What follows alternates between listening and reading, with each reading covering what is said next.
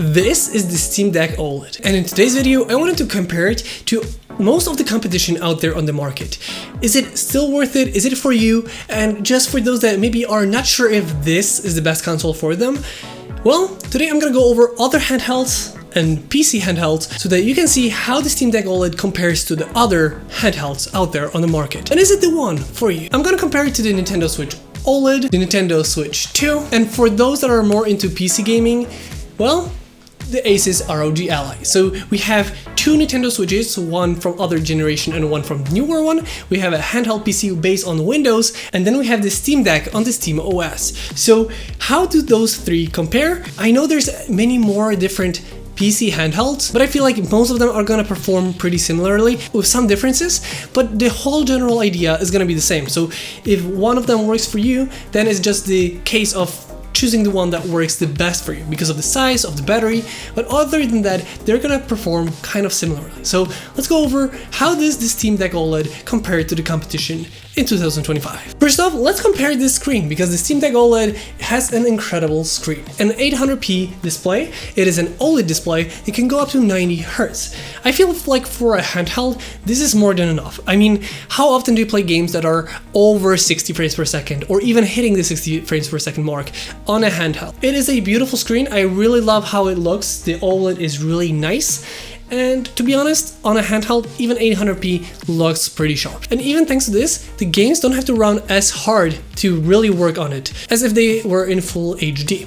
So this is definitely a great screen. When we compare the Nintendo Switch OLED with the Steam Deck OLED, it is a pretty similar case, but this is not as good of an OLED as the one on the Steam Deck. The Switch has a 720p display that, let's be honest, the games rarely run at a native 720p, and also it is an OLED but can go up to 60 Hz, so it's not going to be as nice in terms of high refresh rate if you're playing indie games, for example, where you can really push the console. And in terms of power, the Nintendo Switch can usually not run the games as nicely as the Steam Deck, so you're gonna have to have even lower frame rates. Not only that, it is a smaller display than the Steam Deck OLED, so it is a smaller console but also a smaller display, and overall it's a nice screen. I have to say it's a nice screen, a nice improvement over the non-OLED model, but it isn't as good as the Steam Deck's OLED display. If we move over to the Nintendo Switch 2, it is an IPS panel, so it's no longer an OLED, and while it is a really nice display nonetheless, it isn't going to be as nice as something like the Steam Deck OLED. It is an IPS panel that is really nice in terms of colors. I have to say they really pushed it to make it look as good as possible. The colors are definitely there, but the blacks are definitely not the same blacks as an OLED.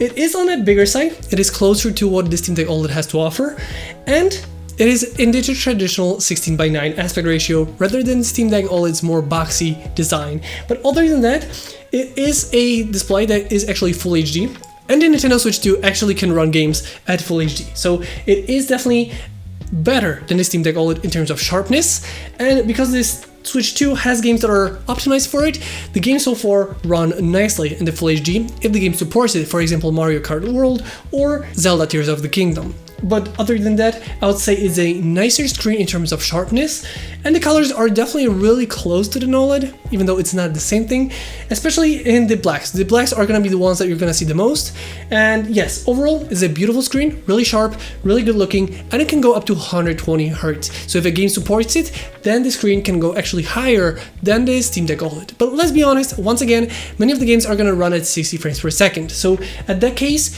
it is gonna be pretty similar. So unless you have games that can really push those higher refresh rates, then the screens are going to be pretty much identical. Especially if we're playing games like Cyberpunk, where it's going to run at 30 or 40 frames per second. So in that case, those refresh rates are really nothing to make a difference, but it does have a higher refresh rate, and the blacks are not as nice. And then when we come to the handheld PCs, it's going to be a whole different scenario for every one of those. For example, the Lenovo Legion Go is much bigger. This is the Asus ROG Ally. The Asus ROG Ally X has the same screen as this one. So in that case, they are a really nice full HD display. It is really nice in terms of colors. To be honest, it is one of those screens that really feels like it's almost an OLED. That's how good it is. In my opinion, it's really nice. Once again, the blacks are not going to be as good as on the Steam Deck OLED, but it is a full HD display. but also it's a smaller display. So it's gonna be a little bit sharper, but also smaller, so you kind of can see the difference there. But let's be honest, a lot of times you're gonna still drop the quality for the games to run them a little bit better. And this display can also go up to 120 Hz. So if you have games that can be played on this display at a maximum FPS, then this is a nice one to have. Like I said, it's once again not an OLED, but it's a really nice IPS panel. In my opinion, the Steam Deck OLED is like the best of all, but not at the best. For example, it's an OLED that cannot go to 120 Hz as the other ones. It is a big screen, but it's not the biggest. It is also sharp, but not the sharpest. But in my opinion, for a handheld, this is like a nice middle ground. I mean, the games can run at a nice settings, the games can run at a nice frame rate, and they look beautiful on the OLED display. And if you're playing indie games, which there's plenty of them on the Steam Deck, and because it is a PC and you can actually customize the graphics to your liking, you can really take advantage of the higher refresh rates and play up to 90 Hz. So in my opinion, I don't really have that one device has just so much better screen that I would not play the other one. But in my opinion, this is like a nice middle ground, so I never feel like it's missing something. The second thing is the ergonomics, and to be honest, there is no competition. The Steam Deck OLED is the best in terms of ergonomics. Not only the face buttons and the touchpads are placed in a place that are really good for your hands, is naturally where your hands are gonna go to.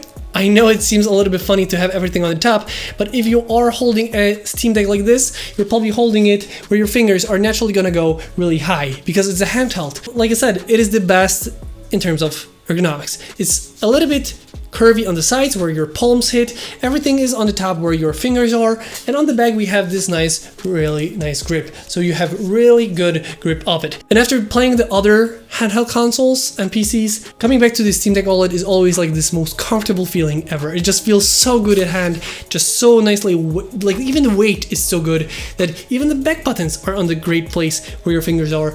Overall, it just feels so well made for your hand. Where the Nintendo Switch 1 and Nintendo Switch 2 are, they're pretty much like a tablet with controllers. There is no grip whatsoever on them. I'm gonna have to say that the Nintendo Switch 2 does have a better grip, in my opinion, than the Nintendo Switch 1. Even though it's the same kind of design, it is a little bit better in terms of, how it's made, how the, angles are made. They're a little bit less hard angles. And overall, just bigger size means that it fits better in a hand than the little one. So if you really want a small design, then the Nintendo Switch OLED is a better one of the two. But if you are looking for the best ergonomics, no competition, Nintendo Switch 2 wins over the Nintendo Switch OLED, but it's also nowhere near as good as the Steam Deck OLED. And the Asus ROG Ally, as well as other handheld PCs, are gonna be different depending on the one you get. In the case of the Asus ROG Ally and Ally X, they have a little bit of the curvature on the back, so there is some kind of a grip. Maybe it's not too big, it's definitely more than nothing on this Switch, and it's not as much as on the Steam Deck OLED. But you also have 2 extra buttons on the back, which is really nice. You have pretty much, I would say, a really good ergonomics too. Maybe not as good as the Steam Deck, but it's still pretty good. The analog stick on the right, for shooter games, it's a little bit too low in my liking. I wish it was a little bit higher like on the Steam Deck, but it's still pretty good. It's somewhere you can actually hold and still play and feel comfortable. I feel like it's better than on the Nintendo Switch and Switch 2. And the sides are, well, they are a little bit sharp, but they are a little bit curvy. So it's like in between. I wish there was a little bit better. And Ally X actually did change that. So the Ally X has a little bit better curvature of the sides. And overall, I feel like it is the nicest in terms of like the middle ground, being the kind of ergonomic, kind of not, kind of smaller, but not that small, kind of like a pro player, but also not.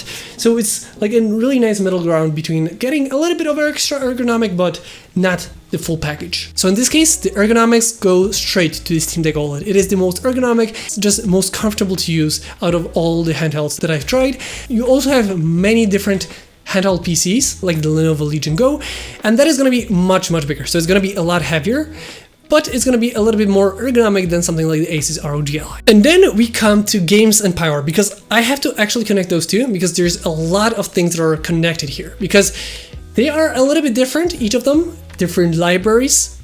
There's some overlap, but some also different things, and also because of that, the power actually plays a lot of difference here. This is where the power of each console really makes the difference. So the Steam Deck OLED works on the Steam OS. It's a Linux-based software that is pretty much making this like a Linux-based PC in a body of a console.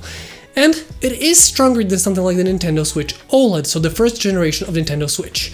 So if you're playing the same game on both, it's probably going to run better on the Steam Deck. And because it's a PC, you can actually set the settings in the games by yourself. Where on something like the Nintendo Switch, they're pretty much set for you before you even start playing. But you're limited to the Steam library, or if you get the Heroic launcher installed, you can play Epic Store games or other launchers too, but not all of them. And because of that, you're pretty much locked to mostly to the Steam library. So if you have a nice big Steam library, this is definitely the one to get.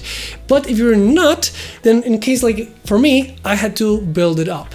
If that is the case for you, I would highly recommend checking out Instant Gaming, when you can save a lot of money on games for your Steam Deck OLED. There's amazing sales, you can even find great games for the Steam Deck OLED at a discounted price like €1, which is just incredible for the games you can get for it. So usually before I buy games for the Steam Deck OLED, I go over to Instant Gaming and check out if they have the games at a much discounted price. Also with Instant Gaming, we're doing a giveaway where one of you can win a game of your choice. If you're interested in this month's giveaway, check out the link down below. So it is a little bit limited, and it also isn't the most powerful console out there. Essentially the best games for this are the last generation of titles that didn't get a next-gen upgrade for the bigger consoles or didn't get a port for Nintendo Switch and Nintendo Switch 2. Thanks to this, you can play Red Dead Redemption, Batman Arkham Trilogy, or something like a Witcher 3 in really high quality settings and a nice frame rates on the Steam Deck OLED. Where on Nintendo Switch OLED and Nintendo Switch 2, it's gonna be a little bit of a different case. If you want to play the strictly Nintendo games like Mario Kart World, Mario Kart 8, Zelda Tears of the Kingdom, Pokemon, Scarlet and Violet, those games are specifically made for these consoles. But some of the games got an upgrade to the Nintendo Switch 2 version, meaning that they run at a Full HD 60 frames per second or 4K 60 frames per second on a big screen, while they struggle on the older system. And if the game didn't get a specific upgrade to the Nintendo Switch 2 or is not a native game to Nintendo Switch 2, it's gonna run just as it did on the Switch OLED and the Switch 1, meaning that you're gonna be locked to 30 frames per second and lower resolutions, making it not as good on the newer console. Overall, I feel like the Nintendo Switch 2 is a great hardware that is just missing a lot in terms of software. And because it's not a PC, you cannot set the graphics yourself, meaning that you're pretty much locked to whatever the developers set it to. And the OLED, it just doesn't run the games anywhere as good as the Steam Deck OLED. So these two are mostly the best for the games that are strictly for Nintendo. And you're pretty much at the mercy of what is available on the Nintendo system. And then we come to the Windows-based PC. So the Asus ROG Ally, Ally X, the future handhelds in the Windows ecosystem, or other brands like MSI Claw or Lenovo Legion Go. Essentially, because this is a Windows-based PC in the body of a console, you can play any games that you'll be able to play on a PC. But there is one thing. This, being a PC, means that the Windows is gonna take a lot of, fiddling around. It just isn't as smooth as the Steam Deck OLED, and the Switch system is just a little bit more. Even to get into gaming, you're gonna have to wait a little bit longer, load a little bit more, but the power itself is definitely the best. But you can play pretty much all the games because it's a Windows-based PC. So you can play multiplayer games with anti-cheat with no problems, but also play all the games at pretty much the highest possible settings because of how strong this is. But the battery is the worst out of the three, so you're gonna really take a lot out of it. Unless you get the Ally X, which has a much improved battery, like twice the size of the original Ally. But you can play the games at higher settings than on both the Nintendo Switch 2 and the Steam Deck OLED. So it's like a give and take. This is gonna be the most accessible. You have the most ways you can play, the most different launchers, the most games. You can play different launchers from different stores, but at the same time, it's gonna be the first one to die, and it's gonna be the strongest to play. Like, it's gonna have the best graphics and overall frame rates. So it's like a give and take. And because the Windows is a little bit heavy, it does take away a little bit from the experience, both for you and for the console itself to run the games. So it's like depending on your situation, if you want to have those multiplayer games, if you want to have all the different libraries, this is gonna be the best one to get. If you are a little bit more in between, the Steam Deck OLED is just the most comfortable in my opinion, and having still a huge selection of games at a really great prices, especially on the sales.